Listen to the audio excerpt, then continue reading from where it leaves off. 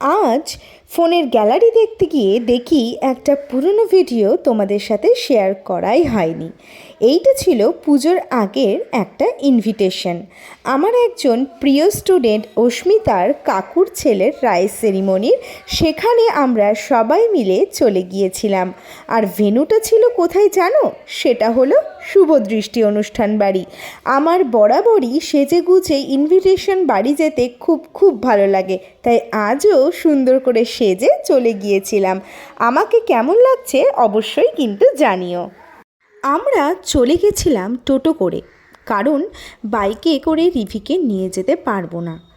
তা করতে করতে মারাও চলে এসেছিল। গিয়ে দেখি খুব সুন্দর ডেকোরেশন করেছে, এন্ট্রান্সটা খুব সুন্দর ছিল, অনেক রকমের দিয়ে বেলুনের গেট বা ফ্লাওয়ার্সের দিয়ে গেট খুব সুন্দর করে সাজিয়েছিল শুভদৃষ্টিটা।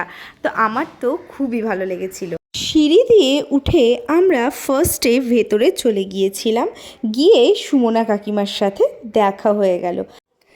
আর ভেতরে ঢুকে দেখি যে ভেতরকার ডেকোরেশন খুবই সুন্দর। তোমরা যারা বহরমপুরে থাকো তারা তো সবাই জানো যে শুভদৃষ্টিটা এমনিতেই ডেকোরেট করা। তো আরও যেন ফ্লাওয়ার্স লাগিয়ে আরও ডেকোরেশন করে ব্যাকগ্রাউন্ড সাজিয়ে এত ভালো লাগছিল দেখতে, খুব ভালো লাগছিল। আর এখানে রিভি অস্মিতার মায়ের কোলে। ও, তোমাদেরকে তো বলাই হয়নি, বাচ্চাটার নাম হচ্ছে অংশ।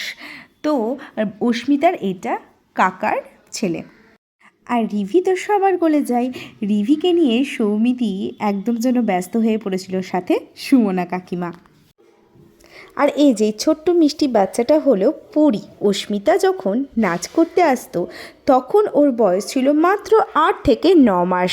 ওর আস্তে আস্তে বেড়ে ওঠা আমিই দেখছি। ও তো আন্টি আর রিভি বুনু বলতে পাগল। এদিকে রিভি সোনার খিদে পেয়ে গেছিল আর মা খাইয়ে দিচ্ছিল। ওখানে গিয়ে এত চেনা পরিচিত ছিল যে তাদের সাথে কথা বলতে গিয়ে আমি তো ভিডিও ক্লিপিংস তুলতেই ভুলে গেছি। তো আজকের ভিডিওটা এইটুকুই। ভালো লাগলে অবশ্যই লাইক, কমেন্ট আর শেয়ার করো, আর আমাকে ফলো করে দিও। আজকের জন্য টাটা।